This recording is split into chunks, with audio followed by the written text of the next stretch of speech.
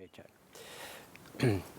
Okay, so today is our finale of the five sessions that we're doing for James Hillman and archetypal psychology, an introduction. And necessarily, since it is just 5 lectures, it's really, we've been doing really headlines. It's a condensed overview. It's mountaintops, mountaintops and quick views of valleys, but to keep him in mind, spirit and soul, mountaintops and valleys. But we're really, one could easily do, as I have done in previous years, a full 15-week course and still just be entering into the complexity and richness of the material of Hillman's work. But I think that we're doing a decent job at getting a glimpse into what's essential about James Hillman, what the archetypal psychology kind of intervention represents in coming into the depth psychology tradition, how it's situated in the larger philosophical, psychological evolution of the Western consciousness in particular, and how archetypal psychology relates to its ground of the larger depth psychology tradition, and in a sense having this kind of dialogue all along between Hillman and Jung. So today for our final class, I want to do a couple of things. Actually, I'll actually go over with you quickly what I want to do with you today, so we have a kind of program. I want to begin with 2 very good questions that you asked in the last part of last lecture, which I touched on responses to, but as naturally happens after one gives a talk and there's been very good provocative questions, the inner process keeps working, and so I'd like to respond a little more fully to those good questions. So we'll start with those, then go to the Anima Mundi essay with actually a first glance back at the senex, on senex consciousness essay, the very first thing we read for the course. It's kind of the alpha and omega of the readings, and it's kind of like the other way around, though, in terms of we started with the omega senex, right? Senex is the end.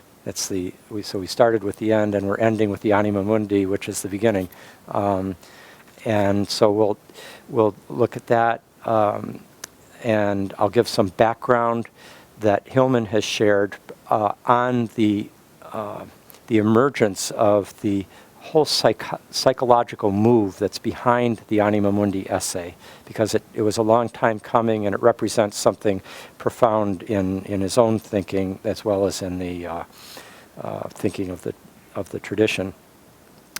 Then a little bit more dialogue between Hillman and Jung that I want to share, that he left with us from about 10 years ago, that I don't want to leave the course without having shared. Just a few more points on that. We'll have our break.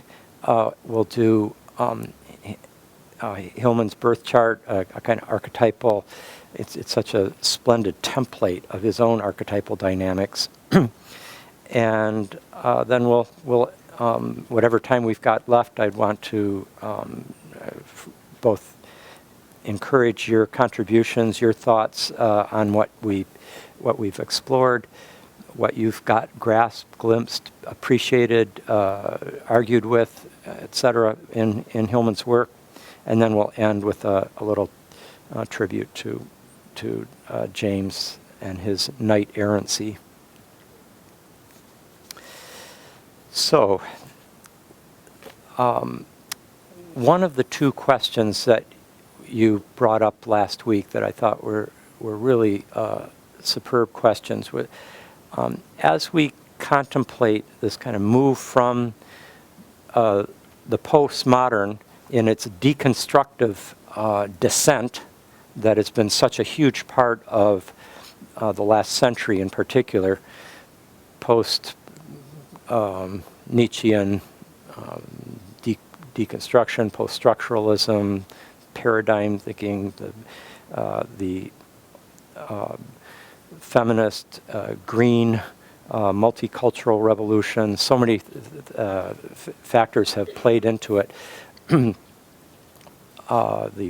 descent from the confident Cartesian ego of rational progress in history set in a context of a disenchanted material world that human reason can grasp and exploit, etc., and have certain knowledge about. That whole worldview has just gone through such an enormous descent, and then the movement, the glimpses from the deconstructive part of the postmodern towards an integral, a constructive postmodernism, a holistic postmodernism, a re-enchantment of the cosmos, the return of soul to the world, all these ways of framing this move within the kind of ethos of our time. And someone asked, how does this movement that in some sense suggests a movement towards something that resembles the primal participation mystique, that very sort of that worldview in which spirit and soul saturate the whole self and world, and that the self is very permeable, it's embedded in the whole. How does this, what's emerging, differ from what was there originally? And in a way, many of our most profound thinkers have given themselves to understanding this. Hegel perhaps being the person who most, with a kind of revolutionary innovation, grasped that dialectic most articulately first. And although it's built right into the whole understanding of, for example, the biblical understanding of a paradise, the fall from paradise, and redemption, paradise regained. I mean, there's the Divine Comedy, it's the Great Code. It's built right into a certain form of our spiritual understanding. But in terms of a philosophical articulation, it was especially Hegel, and then, of course, people like Rudolf Steiner addressed it, Jung addressed it, Owen Barfield with his idea of original participation versus final participation. The final doesn't mean the end in a sense of like the climactic endpoint, but more final in the Aristotelian sense of final cause, as something that, like a telos, a purpose that we're moving towards, in that more fluid sense of final participation.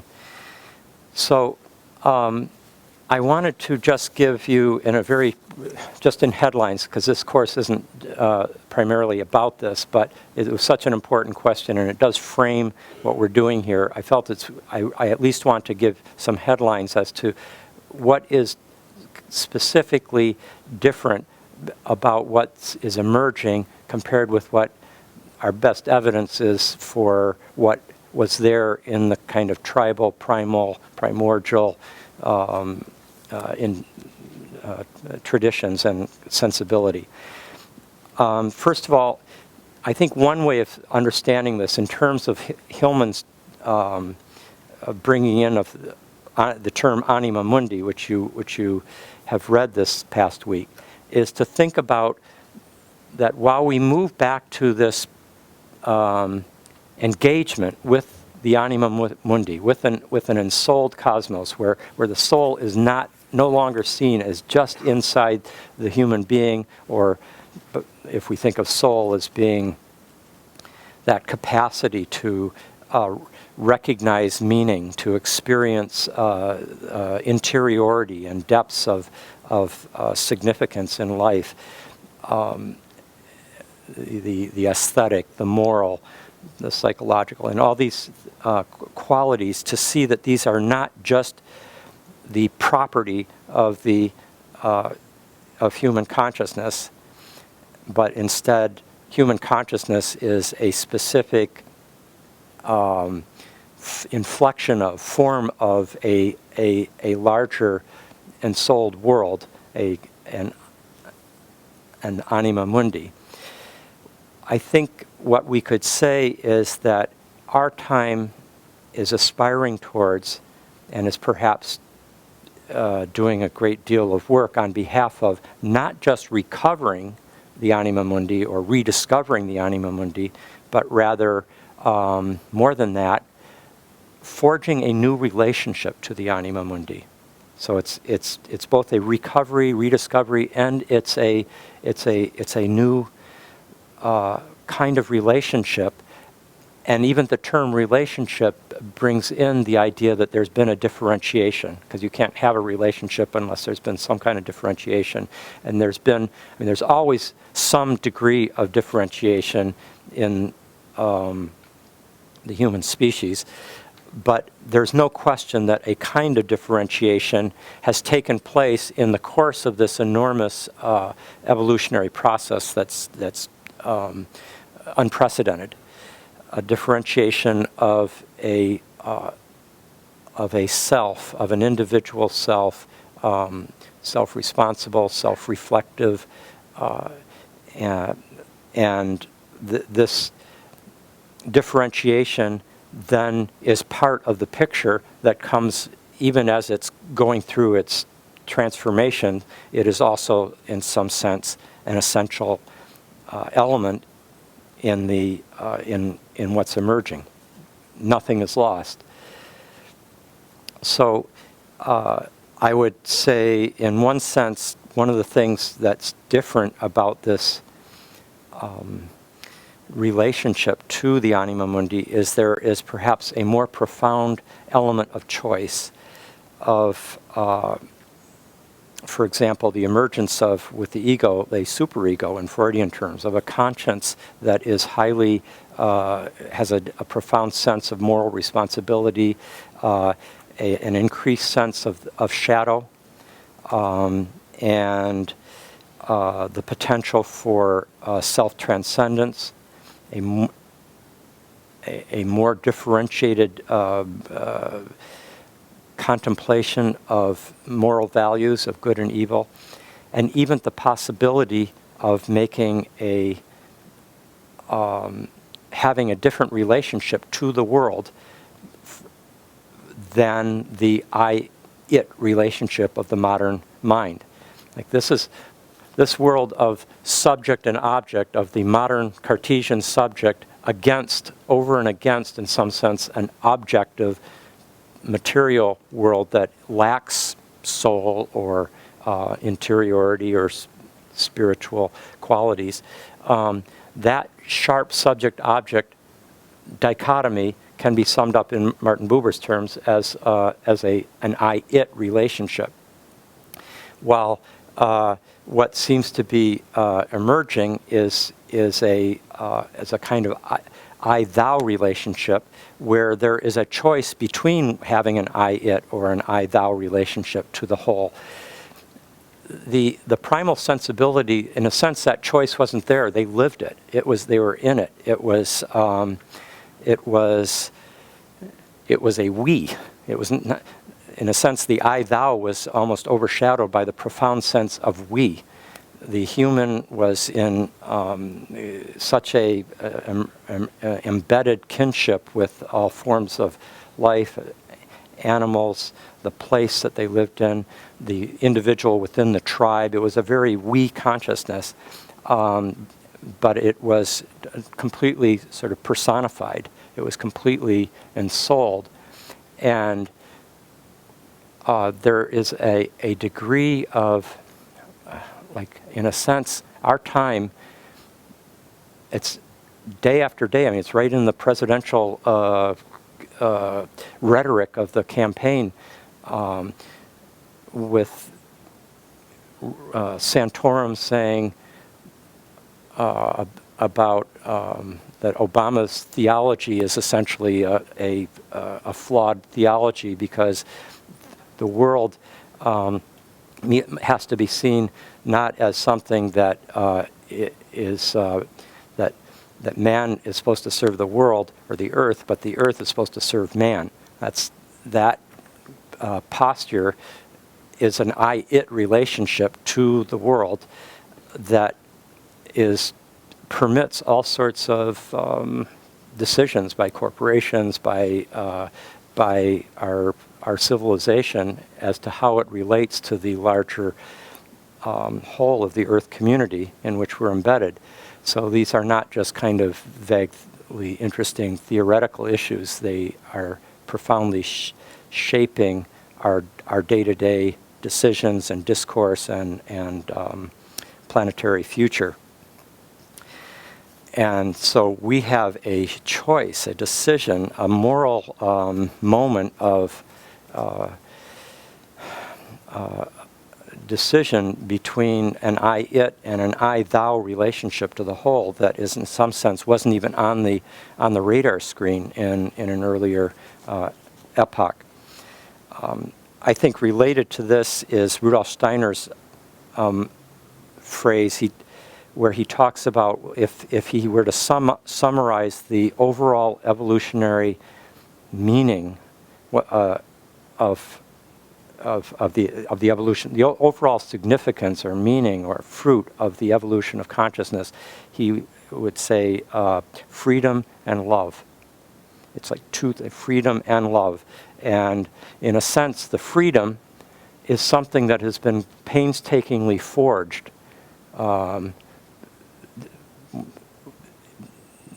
century after century in various forms. Freedom to differentiate oneself from the tribe, to differentiate oneself from one's body, freedom to differentiate and rebel against the ancien regime in the French Revolution, freedom to rebel against patriarchy and so forth. This freedom has been forged very painstakingly, and now but freedom by itself is not enough. It's also now this potential to freely embrace the anima mundi, the whole, to come back into a reverential relationship to the ensouled whole.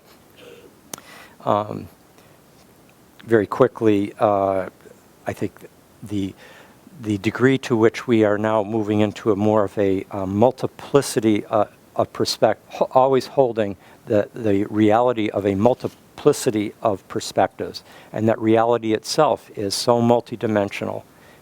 Inner reality and outer reality is so multidimensional that no one perspective is going to encompass adequately that reality. And so that's different than the somewhat more, as anthropologists would call it, like the life as a more one possibility thing in the primal participation mystique. I think related to this is a point I made last week about perpetual uncertainty. Remember that, I think it was John Dourley, that we need an altar to Our Lady of Perpetual Uncertainty. That affirmation of indeterminacy as fundamental, and an embrace of our ignorance as being essential to our knowledge. It's like our knowledge this is Edgar Morin's point, progresses precisely to the extent that it takes in the penumbra of our ignorance as being essential to it. Another big shift is the embrace of novelty, the embrace of innovation that's so essential to the modern and postmodern vision sensibility compared to the axial and the primal sensibility. That kind of embrace of the Promethean and the unpredictable. I think also an essential thing to keep in mind is the point of, as I've tried to gesture with this diagram, is not simply to kind of follow the spiral. It's to our destination is not so much here. It's here in a way that embraces the whole. For example, the disclosure of a transcendent reality, whether it took the form of Plato's archetypal forms or the transcendent divine mind, or it takes the form of Brahman or Yahweh, whatever form it takes, that was an authentic disclosure. It's not just a kind of dissociation of the immanent divine, of the primal worldview. Something something new has entered into human consciousness that is essential. It's an expansion of consciousness. So and so also is modernity, and so also is the postmodern. Each brings new essential qualities that we want to be integrating. And I think one of the most essential qualities that we want to be integrating is an appreciation of the paradox of how there could be simultaneously a telos at work in history, some kind of like to use Martin Luther King's frequent phrase about that there is a moral, that the universe has a moral arc, that it is moving towards justice. He gets that from transcendentalism. The phrase originally came from a 19th century transcendentalist. And that faith in or glimpse of a telos at work in history, which Hegel certainly had, which is part of the biblical vision, is at the same time has to be balanced, I think, perhaps by us above all at this late time in, now the early 21st century, after a century of world wars, the Holocaust, the nuclear and ecological crises that we're in. We have to have such a profound sense of the tragic dimension of history, and that it's not just going in this kind of arrow of time towards greater and greater light and glory, a spiritual form of progress. It's just not that simple. It is so much more. The tragic and the comedic, and in the sense of the divine comedy, the epic, the heroic, they're all sort of intertwined in this kind of unfolding narrative of our time. This awareness of loss and fall, of the dark night, of finitude and decenteredness and error. That's Hillman's very good at that. He holds the errancy part of the whole very firmly. He even brings in Plato to affirm that. I think maybe just one last thing, and that is there's perhaps a special sense that while the postmodern has helped tremendously to break down the anthropocentric inflation of the modern Cartesian, and there is a certain anthropocentric inflation in the axial-religious, particularly in the Christian vision.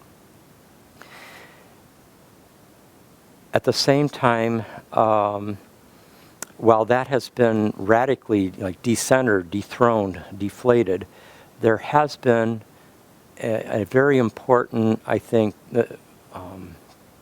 recognition. We see this in Steiner, we see it in Jung, of the cosmic value of the human, and of the modern even, but the cosmic value of the human in an embedded context. It's not an either-or kind of thing. It's rather to recognize that we live in an omnicentric universe in which each of us and Homo sapiens is in some sense a center of cosmic, not only meaning, but cosmic striving, and that certain qualities in the human project are, to affirm those is not to negate the cosmos or the ecology of the earth.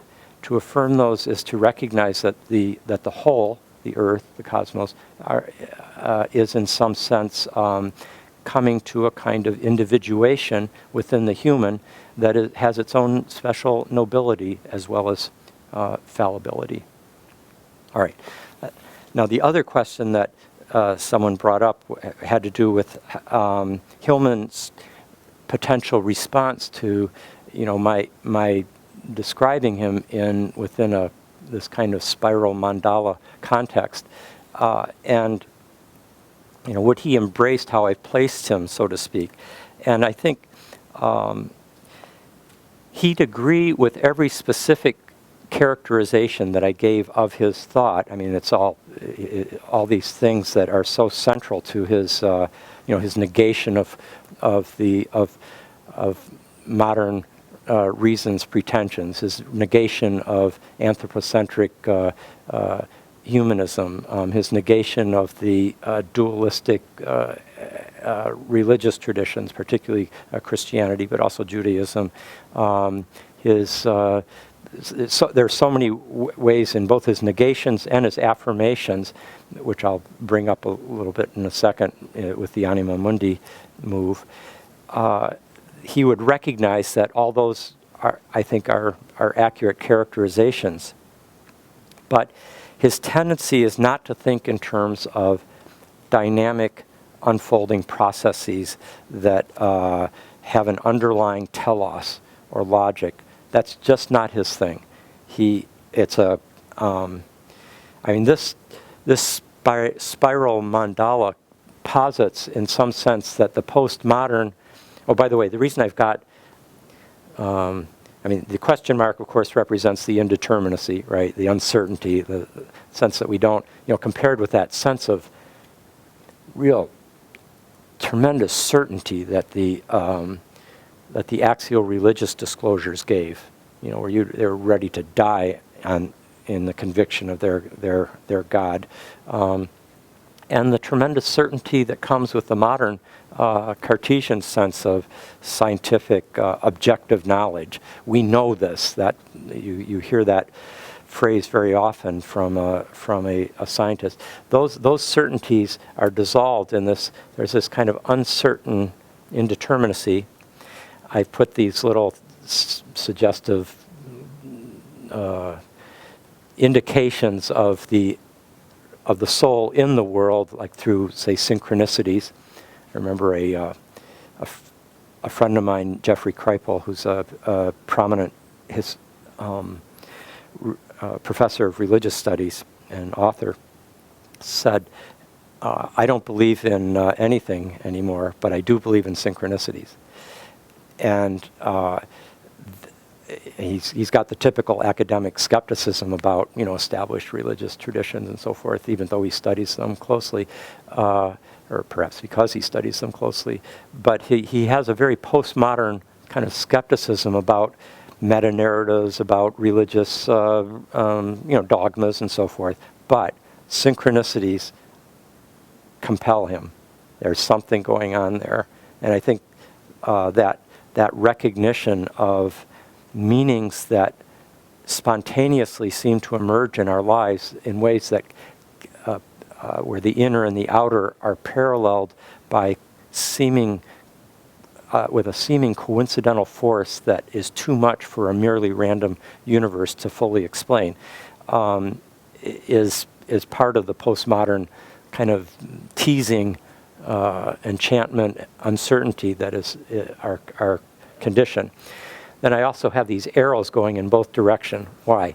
Well, on the one hand, they're going in this direction towards that little peripheral speck of dust in the speck of meaning-seeking dust in the vast cosmic void. Those arrows represent the implosion of the meaningless cosmos on the human being. That if we live in a meaningless cosmos, then the human being must be in some sense meaningless too, or we're just a genetic strategy. We're just a meme machine. We're just a cipher. There's an implosion. This is when Camus discusses the absurd in the myth of Sisyphus. He's dealing with the impact of, if we live in a meaningless universe, what does that mean about, the human condition? So there's that implosion. But then it's going the other way too, because one of the crucial things about the postmodern insight is that how we view the world, what we think is objective about the world, is to some crucial extent, but indeterminate, shaped by our own subjectivity. So in a certain way, the map is the territory. I mean, the way the paradigm shapes the reality, constitutes it in some fundamental way. The facts are not just pre-given. And in fact, we don't just select the facts, we even constitute them with how we perceive and act and so forth. So there's a kind of bidirectional postmodern epistemology that I'm trying to gesture towards here. And my sense is that this whole vision of the postmodern as a kind of night sea journey, to use Joseph Campbell's Hero with a Thousand Faces, it's a kind of dark night of the soul dissolution of the old certainties and of the old egoic structures, and a movement towards the potential opening to the whole in a new way. That is something that I think Hillman he embraces this condition. He sees it as permitting a deepening of soul, a glimpsing of the gods and goddesses that enrich life, but he would not want to embrace the idea that it is in some sense part of an initiatory transformation that has anything like the movement towards a hieros gamos, towards a kind of cosmic individuation, towards an omega point in a Teilhardian sense. These kinds of teleologies or anything like teleological fulfillment or salvation would not be in Hillman's character. Okay. I think, and we could say, just to end that point, you could say that this kind of characterological nature of Hillman is perhaps a limit, but perhaps it's a strength. I certainly regard it as playing that role in our cultural life and in my own life. I would think of Hillman in this sense as he's kind of a guardian of the threshold, as well as a guide. He's kind of both, and the guardian of the threshold is a very Saturnian role to play. Now, in Hillman's move towards the anima mundi, which is discussed in the paper that you read, think of all the ways in which that paper gestures towards a sensibility that has kinship to the primal participation mystique. There is a tremendous embrace of place, of the ensouled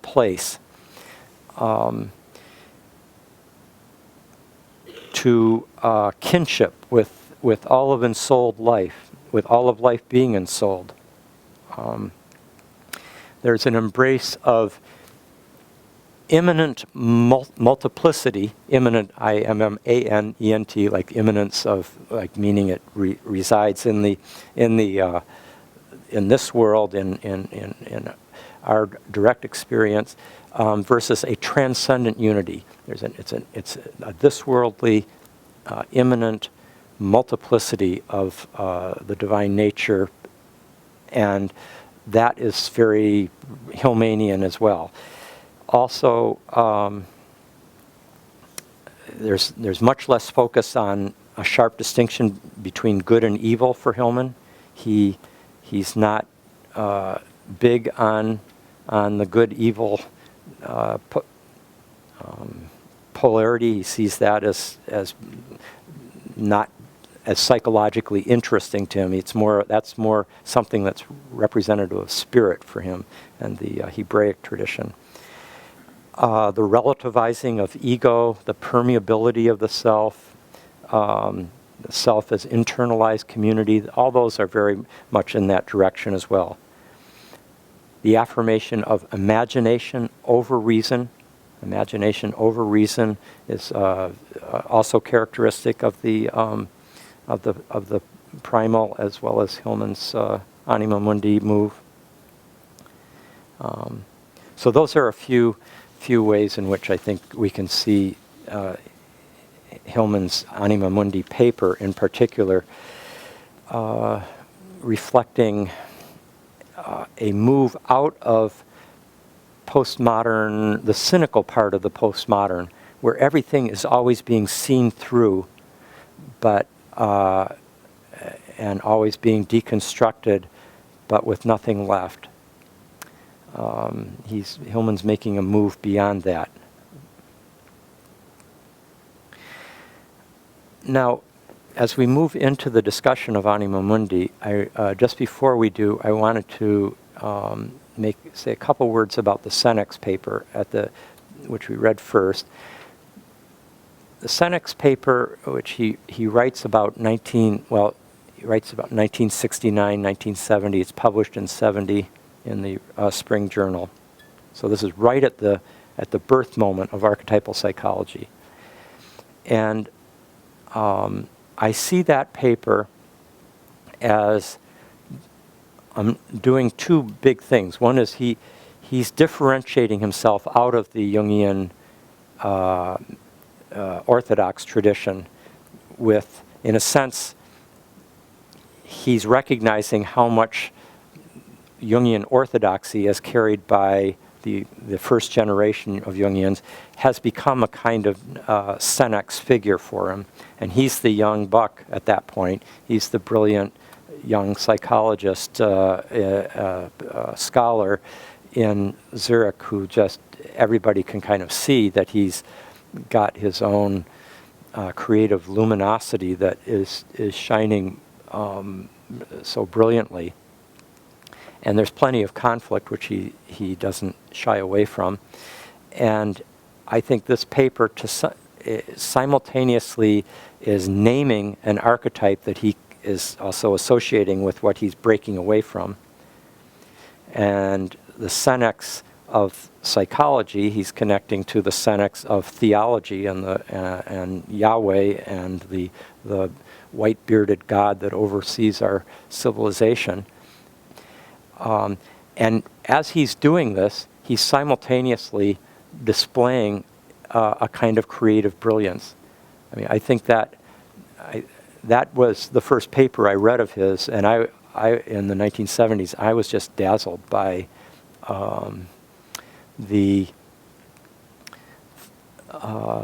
not only the range of scholarship, but the archetypal discernment. I mean, he was obviously able to see the archetypes, and particularly the Saturn archetype, with such kind of, he was recognizing it in all the different realms of human experience. And in fact, I had this feeling as I was, if you just think about, as you're reading that, or dipping into it perhaps another time, watch how he moves from a discussion of like the senex in terms of God, a God, but the God of our culture, Yahweh, in a religious kind. And then he brings in personality characteristics that all of us have, as well as persons that carry it in particular, whether it's the old man or the senator or the authority figure. But then he's bringing it up as in terms of facts of life and death itself. He discusses it in terms of the Saturn or the senex that is in every complex. In other words, you can have many different kinds of archetypal complexes, but all of them have a Saturnian quality to them at some level. It's the like that, the extent to which we get imprisoned in a complex. That's the senex at work. Or the way it becomes a kind of safe structure that we operate from within. That's the senex. The thing that we can't break free from year after year in therapy. That kind of that's the power of the senex at work in every archetypal complex. Or then he discusses the senex as that part of us that sees through other things, like we see through everything. We see through, oh, that's nothing but this. This is what's really going on. That seeing through is the senex at work, and Hillman sees the potential deadness of seeing through everything. And Hillman knows, because he's so smart and he's so skeptical, and he can see through so many things. I mean, if he is listening to somebody talk or watching a politician's speech or whatever it is, he can just nail it with this kind of psychological, sarcastic acuity that is he's got an eye for shadow. He sees the complex at work, and he knows that can be a dead end. It can be. If you're seeing through everything, if you can't allow, for example, the enchantment of authentic love to occur in a relationship, but you're seeing through every single move that is happening within the relationship, it's going to be kind of problematic for a genuine love to be nourished. So he recognizes that side of the senex as well.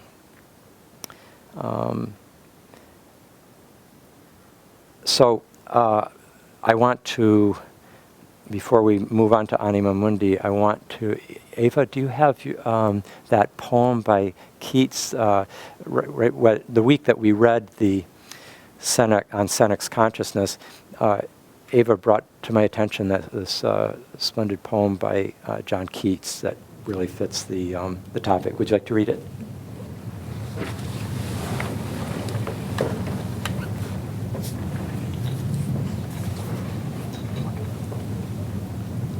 Deep in the shady sadness of a veil, far sunken from the healthy breath of morn. Ava, could I ask you to speak just a little bit louder for all of us to hear? Sorry. Deep in the shady sadness of a veil, far sunken from the healthy breath of morn, far from the fiery noon and Eve's one star, sat gray-haired Saturn, quiet as a stone, still as the silence round about his lair. Forest on forest hung about his head like cloud on cloud.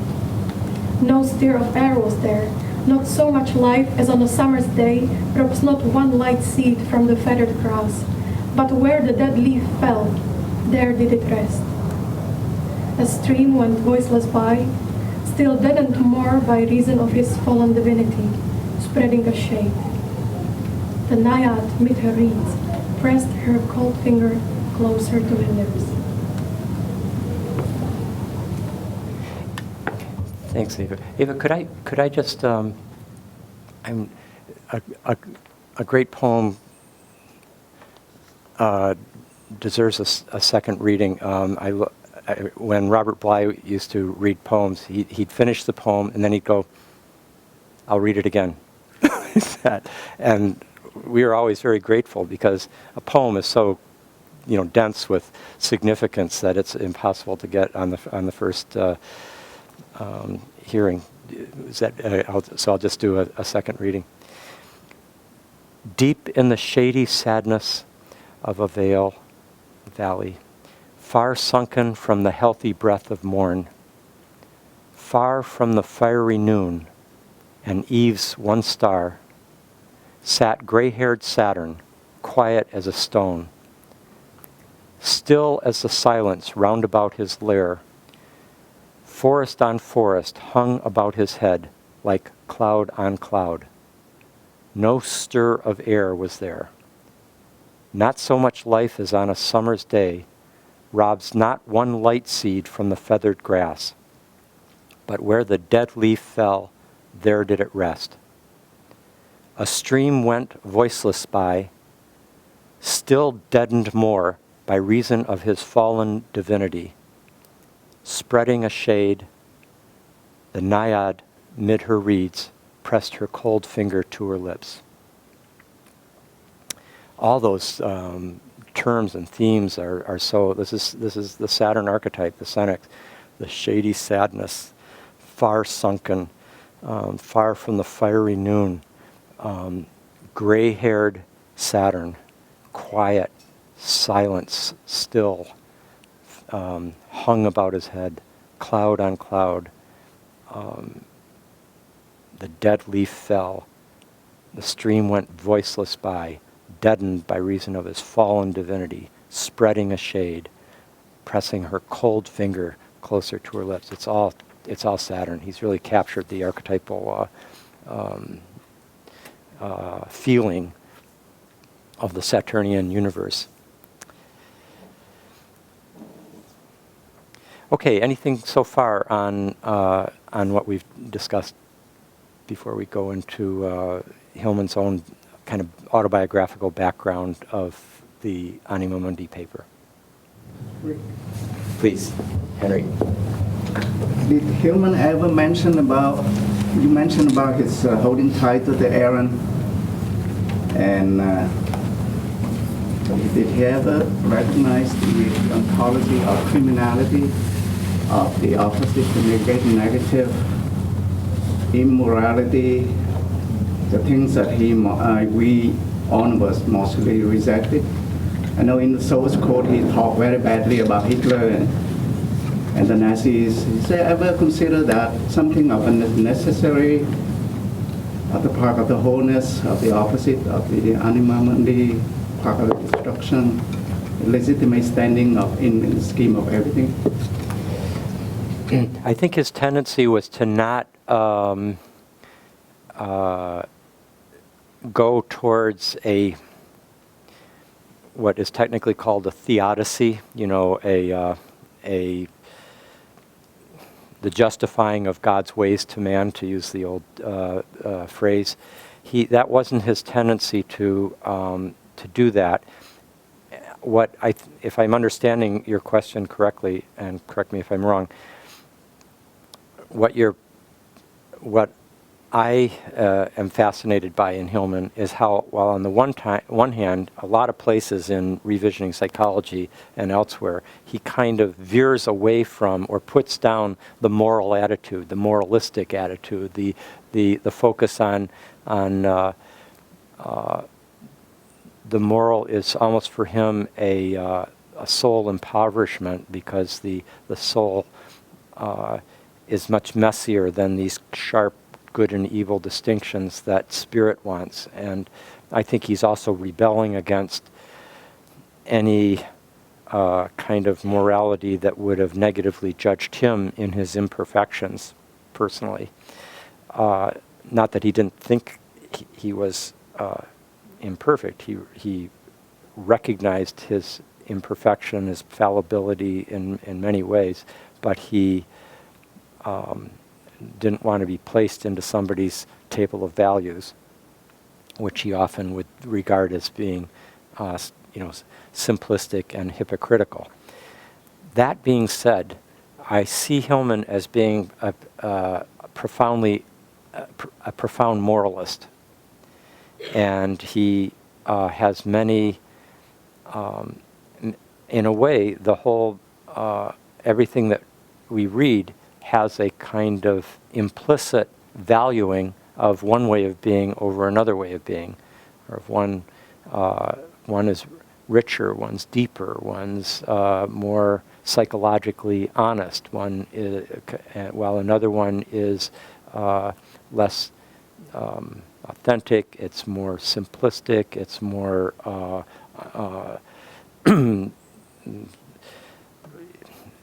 it's ecologically disastrous, etc. He's a man of many contradictions. Just look at what he does with animal. There's a certain point in a footnote of Revisioning Psychology in the 4th chapter where he's talking about humanism and beyond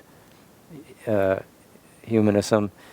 And he says, he brings up the idea of humane and the humane society. And then he makes this kind of little put down of like the humane society with its devotion to making sure that, I forget, something like donkeys are comfortable in their old age in England, little ladies looking after, it's like some, caricatured put down of the humane society, and that word humane meaning that. And then some shift where he becomes highly sensitive to the suffering of animals and the suffering of the soul of the world, the earth community, and so there's a kind of consciousness that seems to emerge over time. So I think it's part of the paradox of, that while on the one hand he rebels against certainly simplistic moralism, he, I think, is very committed to certain moral values, and in that sense he's kind of reminds me of Nietzsche, who was thought of himself as an amoralist, or an immoralist, but he was in fact a highly articulate and passionate moral philosopher. Anybody else have a thought or a question? Please. I seem to recall that in his discussion of humanism, he kind of lays into humanism for not being conscious enough of the dark side of humanity. That was his, I think, especially, a very big point, that humanistic psychology had an inadequate eye for shadow. He felt the European, Freud and Jung. The question is more about ontology. Ontology? Yes. Okay. If he values the imagination as equal to the rationality, he imagines the peripheral aspect of things as to the main current, then he has to recognize and place it equal among the scheme of things, the criminal aspect, the dark, the negative, the destructive aspect of the dark side of the soul. And but he never mentioned about that. He's more like fantasizing about. You say that he never mentions the criminality of the human soul. Gee, I don't agree. For example, there's a he has a whole book on our terrible love of war, and he spent quite a long time walking the fields of the battlefields of the Civil War and taking in why so much blood had to be shed, and this point that you were bringing up about in Revisioning Psychology, where he talks about part of what it is to be human is to perform atrocities, and he would look with pretty he would look with clearer eyes, I think, at what's been happening in Syria, for example, the last couple of months, as being representative of human behavior. It's not like to be human is the good thing. I mean, I think he is pretty pretty balanced in that way. That's my impression. And there's other books, as I say, like the one on war. Anybody else? Shannon? Are you open to questions about automundi at this point? Sure. Okay. So I was really lit up by this portion of the reading, and just so identify with the animation or reanimation of matter, and the uniqueness of soul and all things sort of, Westernly unimaginable. But what I was left with questioning is, and I feel like a lot of what he does is sort of compensatory denigration of popular psychology and of the subjective, because we've gone so far in that direction. But then, how does one engage in, I guess, objective experience of this aesthetic appreciation he's talking about in the inanimate world without some, subjective participation? Without what? Without some level of subjective participation. How do I take in as objectively and authentically as possible the aesthetic experience of an object without bringing my subjectivity to it? I'm not sure what his, he says, respect and hyphenates it, which I appreciate as like looking a second time, but I'm still looking through my eyes. So, do you see what I'm saying? Yeah, I'm not sure I see what you're saying, but let me make an attempt to respond and see if that is moving along the line of what you're looking at.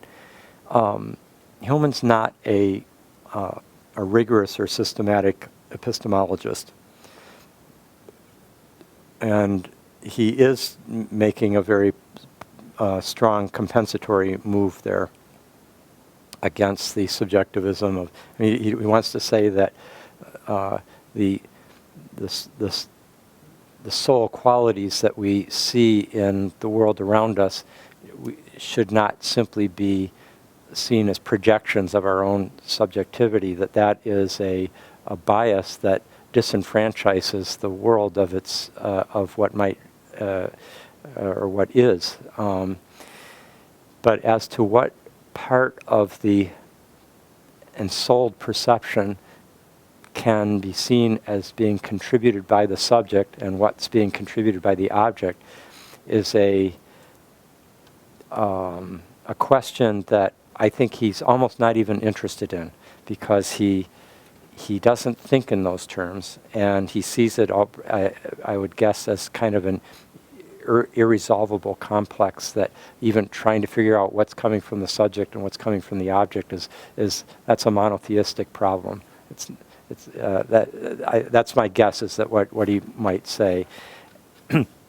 And if you want to move towards more clarities in that area,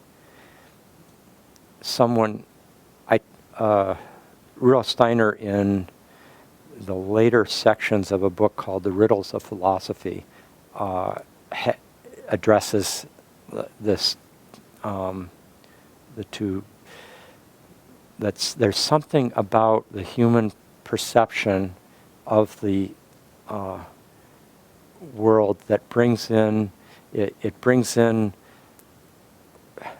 it comes from Goethe. He's developing this out of Goethe's kind of romantic epistemology, capital R, and by bringing in the active imagination and our capacity for archetypal discernment, and into our perception, we are helping the world becomes whole again in a way that it had been kind of disenfranchised by the objectified perception. That there's something about the human relationship to the world that helps the world come to wholeness, to fruition in a new way, that we're bringing an essential part of the whole into being. This is an immensely mysterious issue of the subject and the object's participation in the constellating, the emergence of being. But there's in the epilogue of Passion of the Western Mind, I discuss it a little bit towards the end with that's where I first used the phrase participatory epistemology when I was trying to find a word that would try to describe this. Though what I was trying to describe, Goethe had already basically laid it out in his understanding of how we understand plants, and I was trying to understand how archetypal astrological perception and cognition worked. Like I could just see that there, like you can't just look at the facts. The human being has to bring their active imagination into the cognitive moment for the music to begin, in a sense. It's a tradition that Goethe, Coleridge, Hegel, Steiner, Barfield have all contributed to. And Hillman, I think that's not so much his focus as to dissect that particular issue, but he's trying to basically oppose the psychologistic subjectivism of the mainstream psychoanalytic tradition. And that's where he first gave that paper. It was right here in San Francisco in 1980 to a meeting. I think I mentioned that it happened to be one that I attended, and Stan Groff and I both drove up from Big Sur for it, of the American Academy of Psychoanalysis. So he was speaking at first to the psychoanalysts, and I don't think they grasped what he was talking about. I mean, I was looking around in the room. There's people, there weren't even there might have been this many people in the room, and he was just sitting at a table in front, and there was a certain stillness in the air, because what he was saying was so heretical, really. But it developed to the point where he gave this, when he gave the talk in 2 years later, in its evolved form, in the Palazzo Vecchio in Florence in 1982.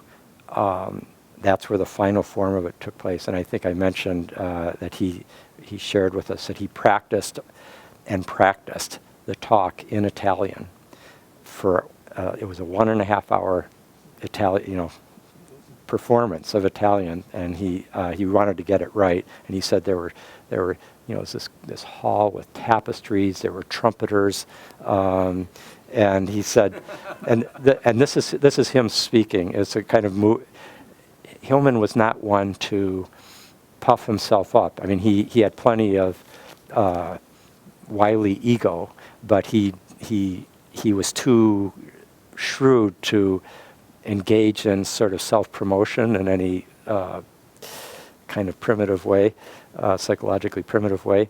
But there's only 2 times when I personally have seen him kind of take pride in something, and this one was one of them, where he's describing this.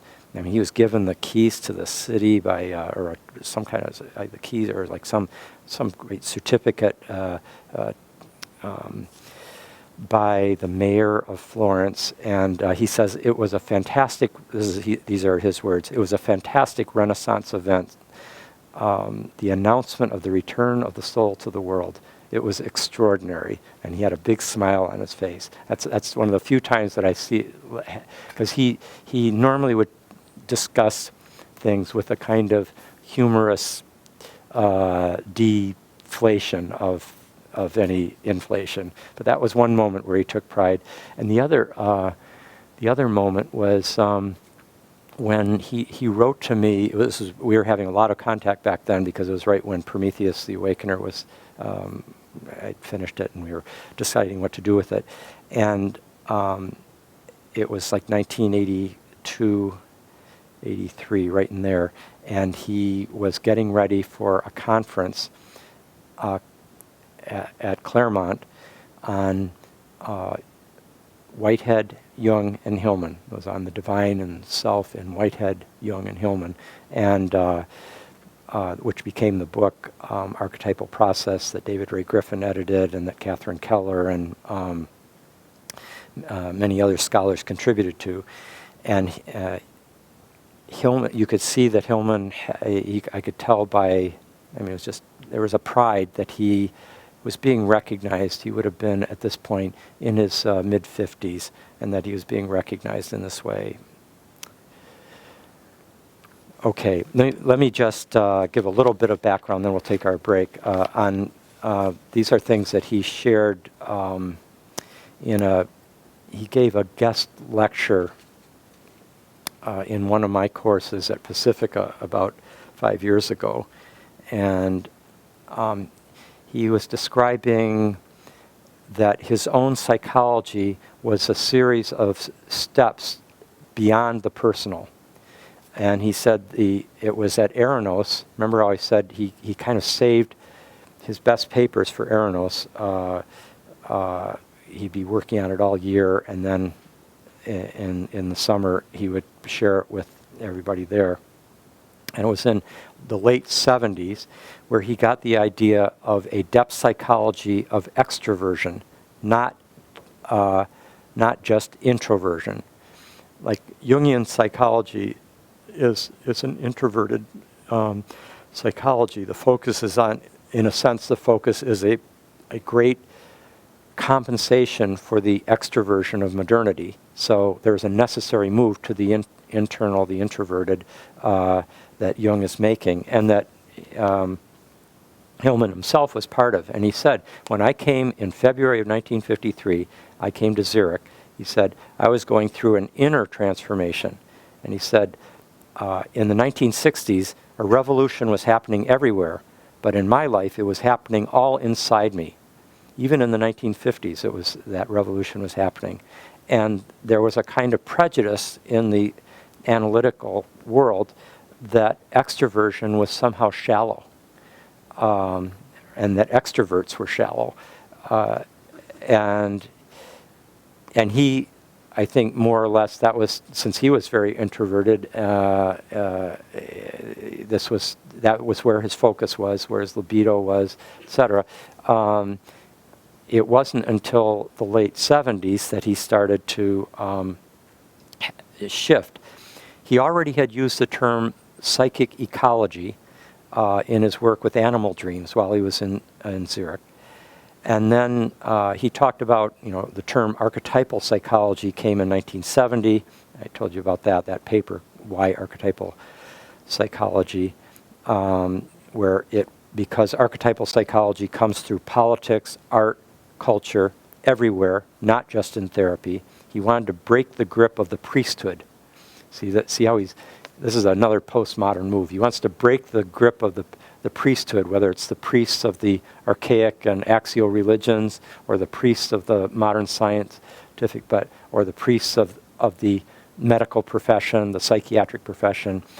He wants to break the grip of the priesthood, the narrowly therapeutic psychology, the analyst, and to recognize that archetypal psychology, depth psychology, is happening everywhere. And then he said, this got me into trouble with others that I wasn't expecting. But he said, archetype is more basic to Jung's psychology than his analysis, which is a practice. Archetype is basic to his theory. And then he said, describing himself, he said, I'm a doer. I'm in the prow of the ship, unaware of everything around and behind it. And that's why I get into so much trouble. He's that double Aries, sun and moon in Aries, which is how he would frame it. And he's in the prow of the ship, and he just described it, how you could just see that image, and he's just not really conscious. He said, I was trying to make an extension, not a contradiction, for example, in polytheism versus monotheism in Jung, tied to the self. Now, while he's consciously thinking, I'm making an extension, not a contradiction, but his writing is just one contradictory statement after another. He's very into contradicting the other position. So it was then in 1978, in January, he comes to Dallas after 25 years in Zurich. And he said it was so strange to come after being in Europe, with the mountains, the Alps, the dark granite all around him there, to where suddenly he comes into Texas, and the urban Texas at that, where everything is so light and flat and exteriorized. And he said, by contrast, back in Zurich, everything was constrained and anal and psychological inside. And he said, I arrive in the United States, and he said he realized, as he hadn't before, that he had missed everything from the 1960s. He had missed even stuff from the 50s, like Eisenhower sending the troops into Arkansas, to enforce integration. He missed the black movement. He missed the hippies. He said, I spent all this time inside myself. I was a relic from the 1940s. I was out of joint. And for him, he said, Dallas was a tremendous gift to let me do my psychology there, where they didn't know how to do the inner, as I did. And then he, as you saw, this was written, Anima Mundi was written while he was in Dallas, and he was very much engaged. It's not like the return of soul to the world as we would, like when we're at Esalen or in Yosemite or in some beautiful paradise of nature. He was engaging the soul in the world of the city, of the anorexic buildings and city planning and transportation. And he's seeing how low ceilings affect us. The head low keeps your head low. It's a depressive position. The interior, he would say, like the interiors of the building affects the interiors of our psyche.